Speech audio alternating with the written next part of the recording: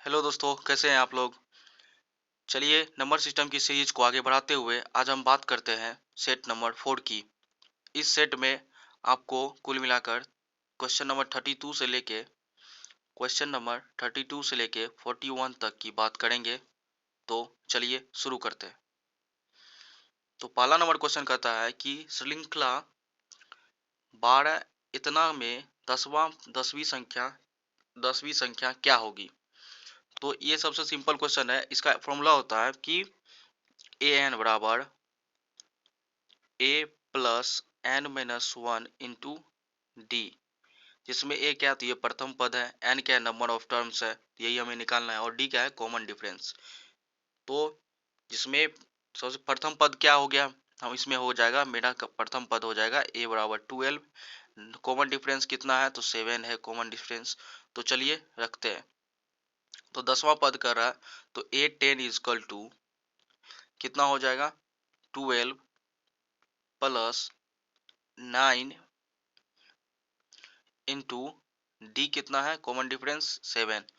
तो कितना हो जाएगा 12 प्लस कितना हो जाएगा ये 963 63 होगा, और टोटल इसका सम कितना हो जाएगा 75। तो कौन सा ऑप्शन हुआ हमारा, तो ऑप्शन नंबर डी हमारा आंसर है। चलिए अगले क्वेश्चन पे चलते हैं। अगला क्वेश्चन इंटरेस्टिंग है कि कह रहा है कि यदि परिमेय संख्या इतना को आरोही यानी कि बढ़ते क्रम में रखा जाए तो इसमें से कौन सी संख्या सबसे पहले रखी जाएगी, यानी कि सबसे पहले कौन सी संख्या रखी जाएगी। इस क्वेश्चन को निकालने के लिए सबसे पहले आप फ्रैक्शन को खत्म कर लीजिए। फ्रैक्शन खत्म करने के लिए क्या करना पड़ेगा, सबसे पहले जितने भी नीचे में है यानी कि अंश में है उस सब का एलसीएम ले लीजिए। तो 9, 18, 6 और 3 का एलसीएम लीजिएगा। तो माइनस को छोड़ दीजिए, माइनस को छोड़ने के बाद एलसीएम आएगा, इसका एलसीएम आ जाएगा 18। 18 को क्या कीजिए इस सभी में अलग अलग गुना कीजिए। तो पहले टर्म यानी कि 4/-9 में अगर 18 से मल्टीप्लाई करेंगे तो क्या बचेगा यहाँ पे -8 बचेगा, ठीक है। उसी तरह दूसरे टर्म में अगर गुना करेंगे तो -7। तीसरे टर्म में गुना करेंगे तो क्या है बचेगा -15।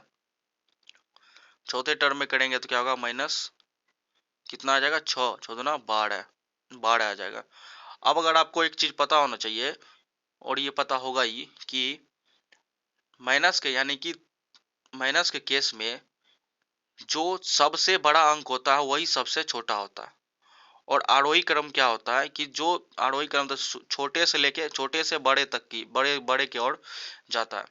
तो आरोही क्रम के लिए इस इस सब में सबसे छोटा अंक कौन है तो -15 है। और -15 किससे आया तो -15 आया है 5/-6 आया। यही अंक है जो सबसे पहले रखा जाएगा, और इसका आंसर क्या हो जाएगा क्वेश्चन ऑप्शन नंबर सी। चलिए अगले क्वेश्चन पे चलते हैं। तो अगला क्वेश्चन कहता है कि श्रेणी में कितने पदों का योग 952 है।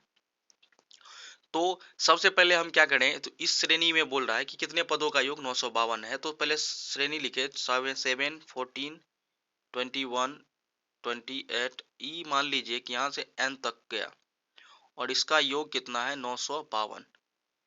सबसे पहले हम इसे नेचुरल बना लेते हैं, नेचुरल नंबर यानी कि प्राकृतिक संख्या बना लेते हैं। प्राकृतिक संख्या क्या होता है कि एक से स्टार्ट होने वाले होने वाले संख्या को प्राकृतिक संख्या कहा जाता है। तो इसमें 7 कॉमन ले लेंगे तो हम क्या हो जाएगा 1 हो जाएगा, 2 हो जाएगा, 3 हो जाएगा, 20, और ये क्या हो जाएगा 4 हो जाएगा, सॉरी, ठीक है। ये एन तक जाएगा, और ये 7 को इससे इसमें डिवाइड कर दीजिए। तो 7 कितना हो जाएगा, 7 से इसको डिवाइड करेंगे तो 1 7 21 6 7 42 136 हो गया। अब ये बन गया नेचुरल नंबर का सम, यानी कि प्राकृतिक संख्या का योग क्या होता है n into n plus 1/2 is equal to कितना 136 आ गया, ठीक है। तो ये इस 2 को इधर इधर भेज दीजिए। तो भेजने के बाद क्या हो जाएगा एन स्क्वायर इधर बचेगा प्लस एन, और बराबर 272 आ जाएगा। 272 को इधर ले लीजिए बराबर किया तो क्या हो जाएगा n square plus N minus 272, ठीक है। Is equal to 0। अब क्या करेंगे, तो अब द्विघात समीकरण आ गया। द्विघात समीकरण को हल करने के लिए क्या होगा, इसका 272 का फैक्टर लेंगे। 272 का फैक्टर कितना हो जाएगा, 16 और 17 आ जाएगा, तो 17 हो जाएगा।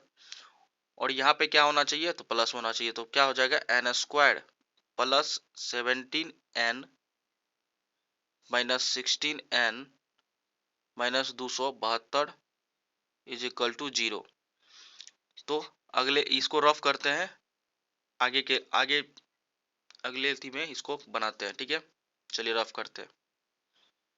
तो आया क्या था हमें कि n square plus 70n minus 16n minus 272 is equal to 0, ठीक है। तो यहाँ से हम n का कॉमन लेंगे, इसमें n कॉमन लिए तो क्या हुआ, n प्लस 17 माइनस इसमें कॉमन लिए माइनस, तो क्या बचा, माइनस 16 कॉमन लिए तो क्या होगा, n plus 17 is equal to 0। अब इसको लिखेंगे कैसे, तो n माइनस 16 और ये हो जाएगा n plus 17 is equal to 0।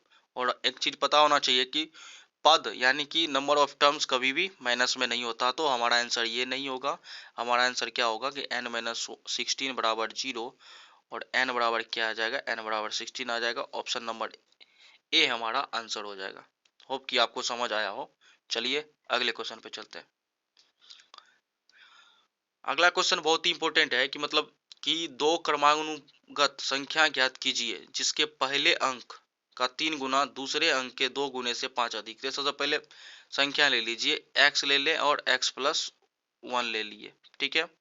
ये दो क्रमानुगत संख्या ले लिए, ठीक है। तो इसमें कह रहा है कि पहले का 3 गुना, पहले यानी कि x का 3x बराबर दूसरे अंक का 2 गुना, यानी कि दूसरा अंक क्या है, 2 इंटू एक्स प्लस 1 और 5 अधिक है, 5 अधिक है। उसके बाद क्या होगा, इसको सॉल्व कीजिए, 2x प्लस 2 प्लस 5, ठीक है। इस 2x को इधर ले लीजिए तो कितना हो जाएगा, x is equal to 7। x का मान 7 निकल गया, यानी कि पहला पद हमें निकल गया, पहला पद हमें निकल गया। तो जो पहला पद क्या है 7 और दूसरा पद क्या हो जाएगा 8, यही हमसे पूछा गया है। तो ऑप्शन नंबर कौन सा है, सी है। चलिए अगले क्वेश्चन पे चलते हैं। अगला क्वेश्चन कहता है कि 6 इतना का मान ज्ञात कीजिए, यानी कि इसको जोड़ना है। तो जोड़ने के लिए सिंपल तरीका, सबसे पहला कि इसके लिए दो फॉर्मूला का यूज होता है। एक फॉर्मूला का यूज होता है कि एस एन बराबर n by 2 into a plus L. L का मतलब क्या है, एल मतलब नंबर ऑफ, एल मतलब हुआ लास्ट टर्म, ठीक है। ए मतलब प्रथम टर्म और एन मतलब नंबर ऑफ टर्म। तो सिर्फ सबसे पहले इसमें हम नंबर ऑफ टर्म निकालें इस क्वेश्चन में। तो क्वेश्चन में नंबर ऑफ टर्म यानी कि निकालने के लिए एक फॉर्मूला होता है कि एल यानी कि लास्ट पद बराबर A plus N minus 1, sorry फिर से करते हैं, ए प्लस एल बराबर क्या होता है, A plus N minus 1 into D, ठीक है। तो यहाँ से हम क्या करेंगे, एल निकला हुआ है 71 है, लास्ट टर्म है।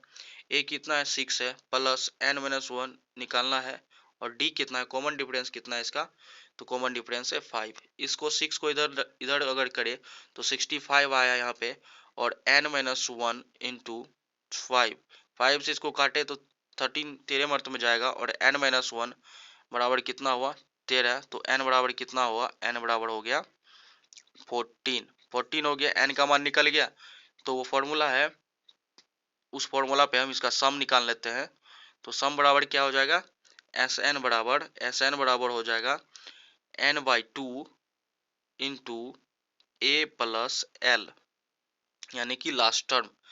एन कितना है, तो 14 है, 14/2 इंटू ए कितना है 6 है, प्लस एल कितना है 71 है, ठीक है। तो इसका कितना हो जाएगा, ये 7 हो जाएगा, और 7 इधर कितना 77 हो जाएगा, इसका मल्टीप्लाई हो जाएगा 539, ठीक है।